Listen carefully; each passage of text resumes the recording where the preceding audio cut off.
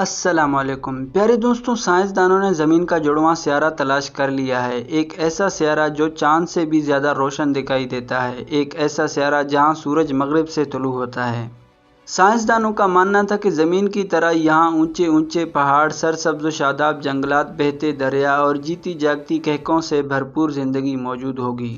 لیکن جب سائنسدان اس سیارے تک پہنچے تو یہ دیکھ کر حیران رہ گئے کہ وہاں قیامت آ چکی تھی۔ جی ہاں پیارے دوستوں، تپتے ہوئے سورج اور تانبے کی طرح دیکھتی ہوئی زمین، گرم لاوا، اگلتے ہوئے پہاڑ، بہتا ہوا گرم سیال، جلتی ہوئی وادیاں اور آسمان کو چھوتے ہوئے آگ کے شعلے، تیزاب کی بارش اور جلتی ہوئی ہواؤں کا طوفان اس سیارے کا مقدر بن چکا تھا۔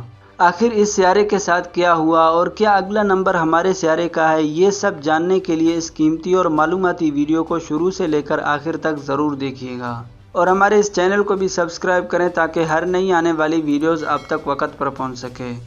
جی تو پیارے دوستوں، ہم بات کر رہے ہیں اپنی خوبصورتی کے بنا پر روم کی سندری اور محبت کی دیوی کہلائے جانے والے خوبصورت سیارے وینس کی، جسے بعض لوگ زمین کا جڑواں سیارہ یا ٹوئن سسٹرز بھی کہتے ہیں، کیونکہ ساخت اور بناوٹ کے لحاظ سے یہ زمین کی طرح دکھنے والا ایک سیارہ ہے اور دونوں ایک ہی مدار میں سورج کے گرد چکر لگا رہے ہیں، اور دونوں کا آغاز ایک ہی نبولا سے ہوا ہے۔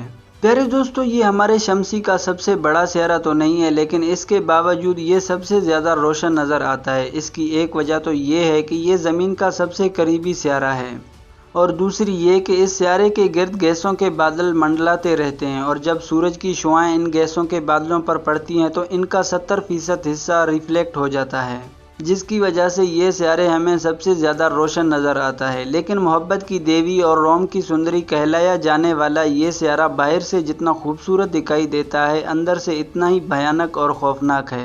پیارے دوستوں، آج سے قریباً 100 سال پہلے تک سائنسدان یہ مانتے تھے کہ وینس کے موٹے ایٹماسفیئر کے نیچے ہماری زمین کی طرح سمندر، جنگل اور ڈائناسور رہتے ہوں گے۔ لیکن 1950 میں رشیا وینس کی اسٹڈی کر رہا تھا۔ رشیا نے سن 1961 سے 1983 تک ایک کے بعد ایک ونیرا اسپیس کرافٹ کو وینس کی طرف لانچ کیا۔ وینس کی سطح پر لینڈ کرنا سب سے زیادہ مشکل کام تھا۔ وینس پر پہلے 6 اسپیس کرافٹ بھیجے گئے، جس میں ونیرا 1، ونیرا 2، 3، 4، 5 اور ونیرا 6 شامل تھے۔ لیکن یہ سب اسپیس کرافٹ وینس کے ایٹماسفیئر میں پہنچتے ہی کہیں گم ہو جاتے تھے، لیکن ان میں سے ونیرا 3 ہی وہ اسپیس کرافٹ تھا جس نے وینس کی سرفیس پر لینڈ کیا۔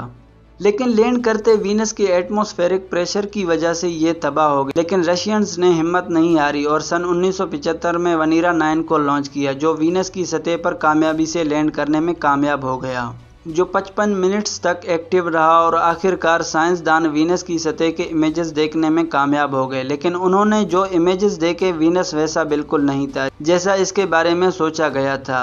یہ وہ امیجز تھے جس میں ہم نے پہلی بار وینس کی سرفیس کو دیکھا، اور پھر 1985 میں ونیرا 13 اور 14 نے ہمیں اس کی سرفیس کی پہلی کلرفل امیج بھیجی۔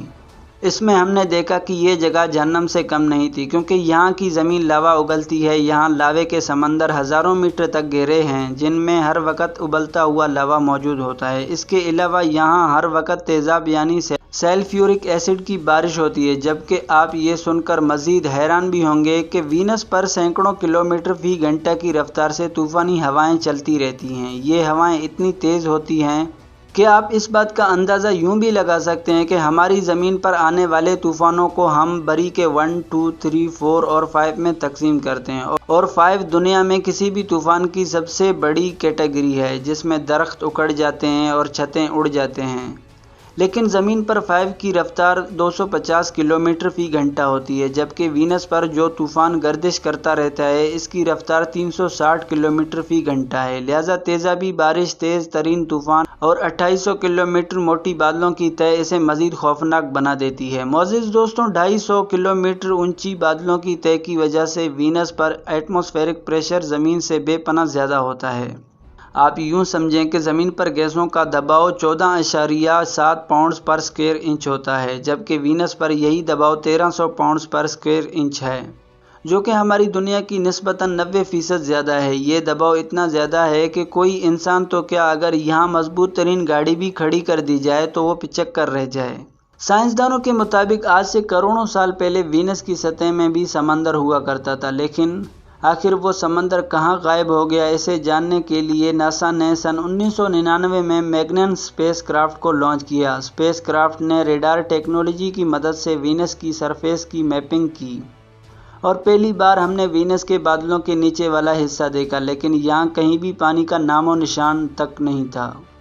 यहाँ चारों तरफ वोल्केनोज और लावे की नदियाँ थीं। प्यारे दोस्तों, वोल्केनोज के फटने और ज़िलज़लों की वजह से कार्बन डाइऑक्साइड की मिकदार में मुसलसल इजाफा होता है, जिसकी वजह से वीनस पर बहुत ज़्यादा ग्रीन ऑफ इफ़ेक्ट पैदा हो चुका है। इफ़ेक्ट की वजह से सूरज की गर्मी वीनस के अंदर तो आ सकती है, लेकिन इससे बाहर नहीं जा सकती, जिसकी वजह से करोड़ों साल तक गर्मी वीनस के अंदर जज़ब होती रही और इसका दर्जा हरारत इतना ज़्यादा बढ़ गया कि आज ये हमारे सोलर सिस्टम का सबसे गर्म तरीन प्लेनेट है।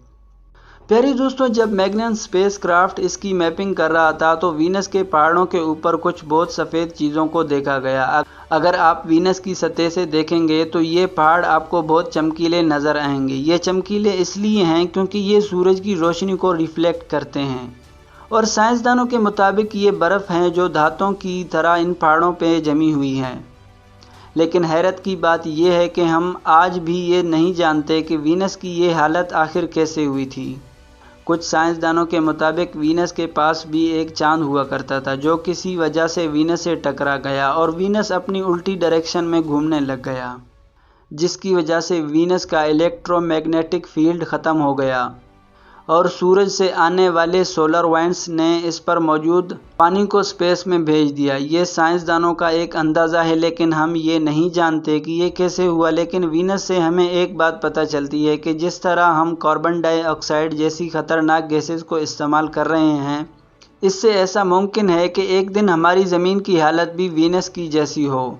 प्यारे दोस्तों, इसके अलावा 141.2 भी नामी स्यारा भी एक ऐसा स्यारा है जहां पत्थरों की बारिश होती है और यहां लावे के समंदर 1 किलोमीटर गहरे हैं, जिनमें हर वक्त उबलता हुआ लावा मौजूद होता है।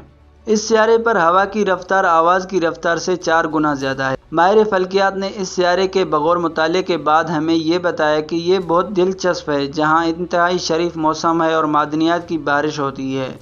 दिलचस्प और हैरत अंगेज़ बात यह है कि यहाँ पर बर्फ़ भी पड़ती है। इनके साथ ही प्रोफेसर निकोलस कोहेन कहते हैं कि ये रहने के लिए बिल्कुल भी अच्छी जगह नहीं है और अगर यहाँ कोई एक दिन गुजारने का सोचता है तो शायद ये उसकी ज़िंदगी का आखिरी दिन साबित हो। जी तो प्यारे दोस्तों, ये थी हमारी आज की वीडियो। आप दोस्तों की राय इस बारे में क्या कहती है, कमेंट करके हमें ज़रूर बताइए। और अभी तक आपने हमारा चैनल सब्सक्राइब नहीं किया तो चैनल को भी सब्सक्राइब करें, ताकि हर नई आने वाली इंटरेस्टिंग और मालूमाती वीडियोस आप तक वक्त पर पहुंच सकें। इंशाल्लाह आपसे मुलाकात होती है अगली वीडियो में। तब तक अपना ख्याल रखिएगा। अल्लाह हाफिज़।